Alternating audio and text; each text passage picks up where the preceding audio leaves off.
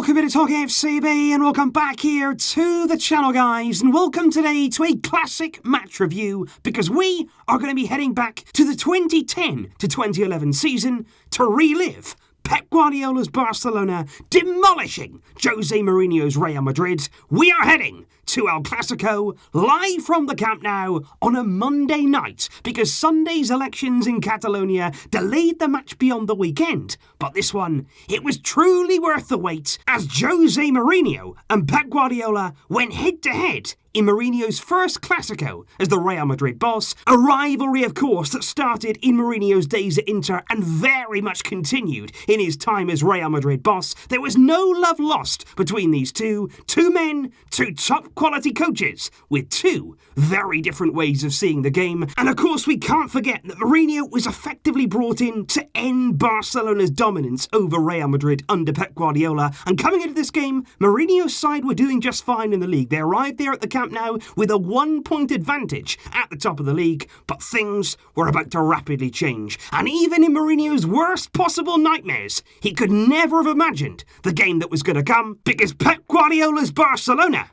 were unstoppable. And it truly was a star-studded lineup on both sides heading out into this one. For Barcelona, Lionel Messi lined up alongside the midfield trio of Sergio Busquets, Andres Iniesta and Xavi Hernandez, with Pedro and David Villa supporting him there in the attacking areas. For Real Madrid, there'd been a host of new signings in the summer just gone. They'd spent big money, and Khedira, Ozil and Di Maria all started in Mourinho's Clásico debut, and it truly didn't take long for Barcelona under Guardiola to start establishing there some real dominance on the field. They may have been trailing in the league there narrowly to Real Madrid's side, and Mourinho's men were certainly in form, but there was never ever an inferiority complex. There was never a feeling that Barcelona were going to be scared of Real. They were confident, they were bold in their approach, and Lionel Messi struck the woodwork early on from a truly outrageous effort there from such a tight angle. And I think early on, it just shows the confidence. It shows that out there on the field, those Barcelona players, nothing was impossible. They were willing to take on there any opportunity, any attempt on goal. They fully believed in themselves, and most importantly, they believed in their manager's approach. Because the first goal truly was a work of art, and you could see really all of Pep Guardiola's system coming into effect in this one. You had Lionel Messi there dropping in deep from that false nine position. You had Andres Iniesta there advancing from midfield area, because that's the thing there. You've got Messi who will drop in deeper, but then those midfielders, Iniesta from the left-hand side would drift forward, and also Xavi Hernandez there, you can see already trying to take up his position where Lionel Messi had vacated it, and that was the key. Players were moving. It's all about there being flexible, having players creating openings, creating space, and that's there what Messi does as he slides the ball out to Iniesta. Iniesta there carries the ball, which is something the Barcelona these days lack very much. Somebody there who can carry the ball forward from midfield. He checks back, he gets his head up. We all know about Andres Iniesta's vision, and the pass is stunning. They had that telepathy between them, Xavi and Iniesta. They always knew where each other was on the field, and it's a great ball there into the path of Xavi. His first touch there takes it just behind him, and you've also got to admire here the fact that the touch from Xavi wasn't really what he meant. It actually brings the ball over his head, but he's so calm. The composure on show here is absolutely unbelievable. He takes the ball out the air, brings it down and puts it past Casillas, and within just 10 minutes of the Clásico, Barcelona had the lead. And just 8 minutes later, it was time for another. Barcelona in this game, and right the way through their time under Pep Guardiola, it was that relentless nature. They were going to keep going, keep pushing, and no matter what, they were always on the front foot there, looking for more and more and more. And again, what you got to highlight here, something again that we clearly lack in Barcelona right now, it's all about that width. Because even here, as this move is starting to develop, you look at David Villa out on that left-hand side, look how wide he is, and look how disciplined he is there. He's not getting attracted to the ball, he's not coming inside, he's not getting bored, he is staying out there under the orders of Pep Guardiola, and the ball gets worked around. We play it out wide there to Pedro, who's nice and wide on the right as well, and what that does is it really stretches the pitch. You can see all of the space that Villa is in, and in a minute he's going to get that reward, because as Xavi there picks up an opening, he looks out to David Villa again, the vision is there, the range of passing is there, Xavi can pick him out, and then it's all about urgency. It's all then about the ability and the desire to get into the box and get on the end here of the cross that Villa is going to put in. He gets gets Ramos there, 1 versus 1. He beats him down to his left-hand side. And just look here at the run of Pedro Rodriguez. Just look here how desperate Pedro is to get on the end of it. Marcelo has a huge advantage. He's way, way closer to the ball.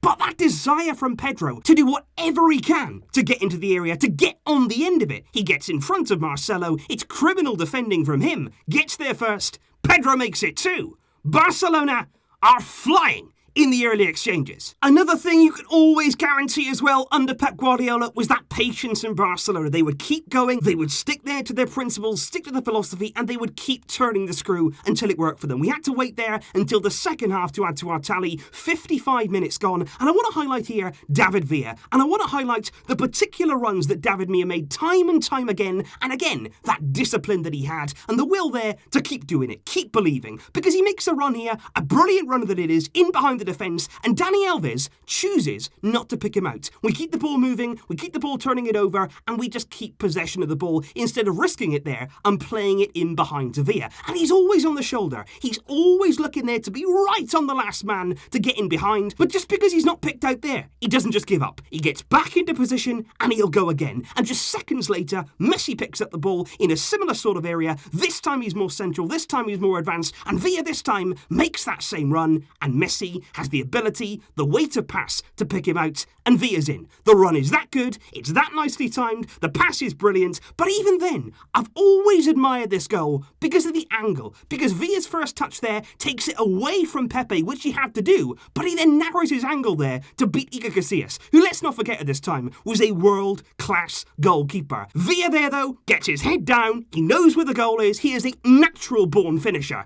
and it's a wonderful, wonderful finish for what, for me, is still an underrated player. David Villa, in front of goal, the movement, the awareness he had as that centre-forward, he was tremendous. And just a few minutes later, it was time for another. Just 3 minutes after David Villa's first goal, he got his second, and I absolutely love everything about this goal. The first thing you've got to highlight is the way that Lionel Messi starts in his own half, and even though he didn't score in this game, he was incredible. He was instrumental in every single thing that we did. He attracts 3 men there from Real Madrid. They try to close him down, they try to double up on him, but he just slips away there, easily into the centre of the field, and then he's got his head up. And you just look at some of the runs in this game, you look at some of the passing, and you just think that is absolutely incredible. Messi there can see the run of Villa, and once again, you look at it there, he's on the shoulder. He's on the very last man, timing it at the best possible second there to make his run. Messi sees it. He's got the ability, as we know, to pick him out. What a pass and what a run. Messi there waits it absolutely perfectly, so well that Villa there, between himself and the goal, he doesn't even take a touch. He simply runs onto the ball, he uses all of the weight off the pass, Casillas comes out, and he just waits for his moment. And I love the finish from Villa, because he's so calculated there. It's a little poke through the legs of Casillas, it trundles into the net, he goes absolutely wild,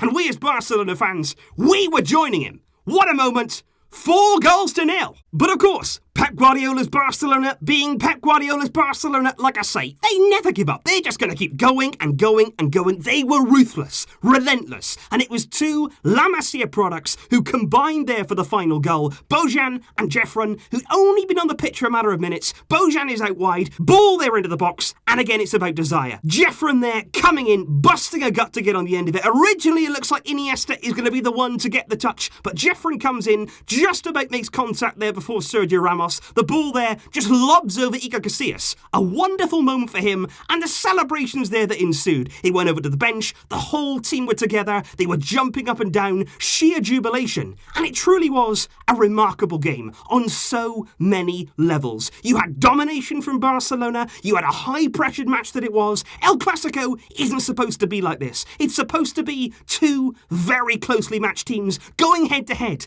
and winning it by a single goal, by a single moment. But this was pure domination from start to finish. And of course, given the fact that it was Jose Mourinho's Real Madrid, they didn't exactly take losing lying down. They tried to take a few Barcelona players with them. In total throughout the game, there was 11 yellow cards issued to both teams. And of course, 1 red card and you'll be able to guess, even if you didn't see the game, you will know who got it. It was Sergio Ramos there, just a few minutes from time, who completely hacked away at Lionel Messi in a quite shocking challenge. And to be quite honest with you, Real Madrid on that day should have had more than one player sent off. They should have had more punishment in that game. But to be fair, the humiliation that Pep Guardiola's team inflicted on Jose Mourinho's side, that's the most punishment that you can ever put on a team. In this kind of game, in this kind of environment, some of those Real Madrid players, oh, they'll never forget that night. And victory on the night meant that Pep Guardiola's men went clear at the top of the league, leapfrogging their arch rivals Real Madrid. And of course that season, under Pep,